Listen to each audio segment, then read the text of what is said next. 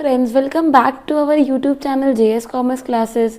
जैसे कि मैंने आपसे लास्ट वीडियो में कहा था कि मैं ट्राई करूँगी कि पोएम के एक्सप्लेनेशन के साथ साथ आपको अप्रिसिएशन में भी हेल्प करूँ। The reason behind is appreciation आपको 4 मार्क्स का आता है। अगर आप पहले से पढ़कर नहीं जाओगे, you can not make your self sure कि आप एग्जैक्ट उतना लिखोगे, ऑन द स्पॉट आप इतना सोचोगे, तो बेटर है थोड़ा आप प्रिपेयर करके जाओ। तो मैं आपको हेल्प करूँगी अप्रिसिएशन के साथ, यानी कोशिश करूँगी कि जितना सिंपल तरीके से आपको समझा सकूँ, एक एक लाइन एक एक वर्ड एक्सप्लेन करके अप्रिसिएशन लिखते कैसे उतना समझा सकूँ। अगर आपने अभी तक चैनल को सब्सक्राइब नहीं किया है तो रिक्वेस्ट है कि प्लीज़ चैनल को सब्सक्राइब करो, इसको अपने दोस्तों के साथ शेयर भी करो जो भी HSC में है। ठीक है, तो हम स्टार्ट करते हैं। तो बेसिकली आपने क्वेश्चन देखा होगा एग्जाम में, अगर आपने प्रीलिम्स दिया है या एग्जाम्स दिया है 12th स्टैंडर्ड में हो, कि अप्रिसिएशन लिखना है आपको। ठीक है, क्वेश्चन कैसा आता है, first I let you know how they ask you the question. Basically, they will ask you, read the poem from the textbook, then write the appreciation in about 150 words in paragraph format with the help of the following points. ये इनका पहला basic question इतना ही देंगे वो लोग कि आपने poem पढ़ी है, आपको एक अप्रिसिएशन लिखना है जो 150 शब्दों में, यानी एक पेज के जितना ऑलमोस्ट होना चाहिए. You need to write it only in paragraph format. Points format is not allowed for you people. So always remember this.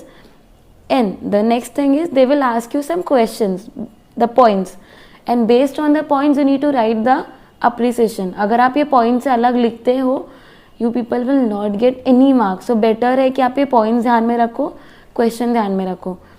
तो let me help you with points. Points क्या पूछता है? About the poem, poet and significance of the title. Poem के बारे में बता दो, आप poet के बारे में बता दो, और एक लाइन में poet और पोएम को जो भी आप समझा पाओगे वो समझा दो.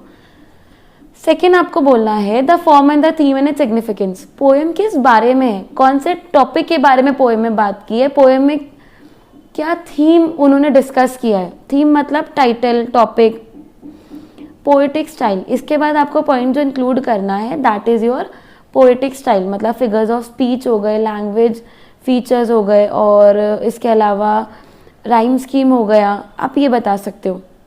Next point they will ask you is like inspirational message. क्या पोएम में कोई मैसेज है, कोई वैल्यूज, मॉरल वैल्यू कुछ सिखा रहा है, कोई स्पेशल फीचर्स है, आपका कोई ओपिनियन है. अब बात होती है यहाँ तक आपको हर पॉइंट प्रॉपर इंक्लूड करना है. एटलीस्ट 3-3, 4-4 लाइन तो आपको ट्राई करना है कि you need to write upon this points. और लास्ट में ओपिनियन में अगर आप इतना अप्रिसिएशन लिखते हो, पढ़ते हो, तो of course I think you will be able to write based on your thinking and opinion. I hope आपको क्लैरिटी मिल गई होगी कि अप्रिसिएशन का क्वेश्चन कैसा आता है. यही पॉइंट्स आएंगे, सिर्फ आपको क्वेश्चन और पॉइंट्स ये रहेगा. One thing to clear about and that is they won't give you the title of the poem. वो लोग आपको पोएम का टाइटल नहीं देंगे, आपको सिर्फ एक्सट्रैक्ट दिया होगा, स्टैंजा दिया होगा. For an example, today I will help you with song of the open road. I'll explain you the song of the open road appreciation which is on the page number 94 and 95 in your textbook English. तो imagine करो, they won't give you the title. Don't expect कि they are going to provide you the title. Getting everybody, you need to just look at the lines and the abstract which is provided. After that, you need to assume, okay, this is the poem, so I need to write appreciation on this poem.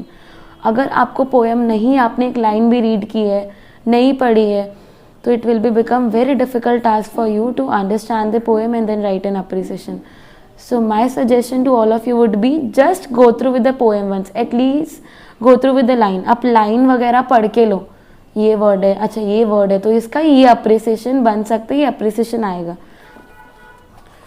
Let's start with the poem everybody, with the appreciation of the poem. Song of the Open Road textbook page number 94-95 पे poem दिया हुआ है. तो जैसा points है, points के हिसाब से पैराग्राफ में दिया है. Let's begin. Song of the open road by American poet Walt Whitman. ये अगर आपको नहीं समझ रहा पहली लाइन से स्टार्ट कैसे करना है, ये लाइन हमेशा सब में याद रखो. जो पोएम का नाम है, पोएम का नाम रखो by the poet, by this poet. आप ये नाम लिख दो पोएट का. अगर आगे कुछ दिया है कि उनकी कौन सी बुक में से लिखी गई है, कौन सी किताब में से, कौन सी पोएट्री से, तो आप वो लिख सकते हो. So it is an extract from his book leaves of grass. इतना आपने बता दिया. इट इज़ अबाउट, अब यहाँ से थीम स्टार्ट हो रहा है. क्या स्टार्ट हो रहा है class? Theme. It is about optimism, energy and confidence. Poem आपको पॉजिटिविटी बोलता है, एनर्जेटिक बनाता है, कॉन्फिडेंस बिल्ड करने को बोलता है.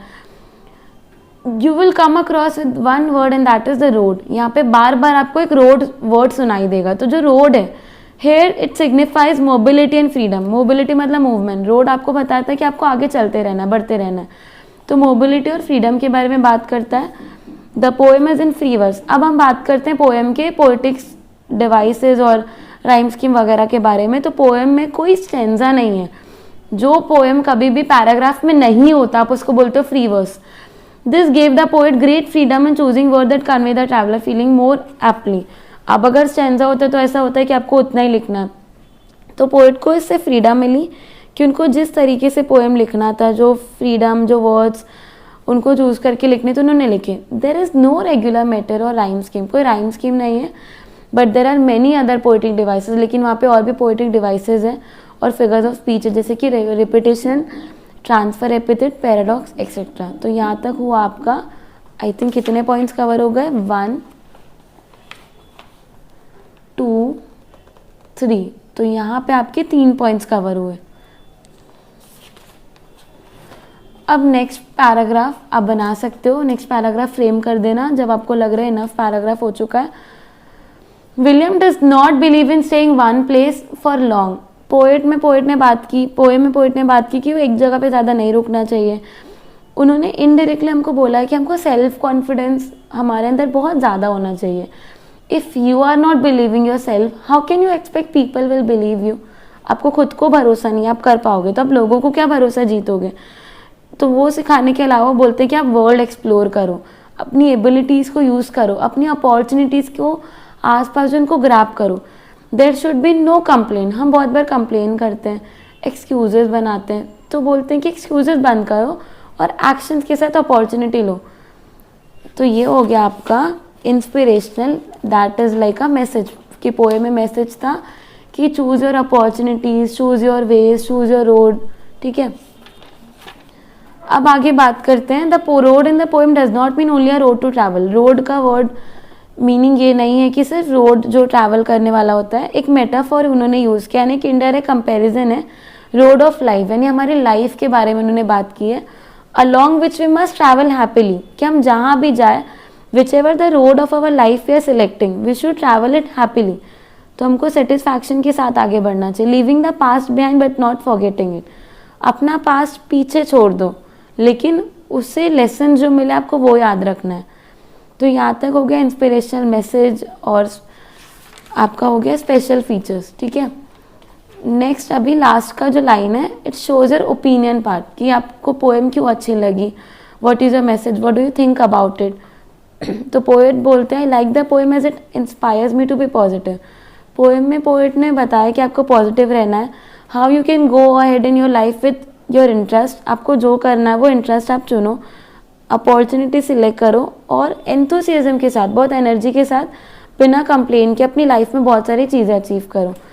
So this is your appreciation of the first poem 2.1 song of the open road. I hope आपको अप्रिसिएशन समझ में आएगा. मैंने यहाँ पे सारे पॉइंट्स कवर किए, जितने पॉइंट्स यहाँ पे मेंशन थे. आप अगर एक बार रीड करोगे तो आपको समझ में आएगा. ऑलवेज रिमेंबर, एक्सट्रैक्ट को बिना रीड किए आप नहीं लिख पाओगे. तो एक बार एक्सट्रैक्ट भी रीड कर लो. इसका वीडियो भी हमने बनाया है, चैनल पे है, तो आप वो वीडियो भी देख सकते हो और पोएम समझ सकते हो. Thank you so much for watching. Channel को सब्सक्राइब करना मत भूलना और अपने दोस्तों के साथ शेयर करना मत भूलना. Thank you.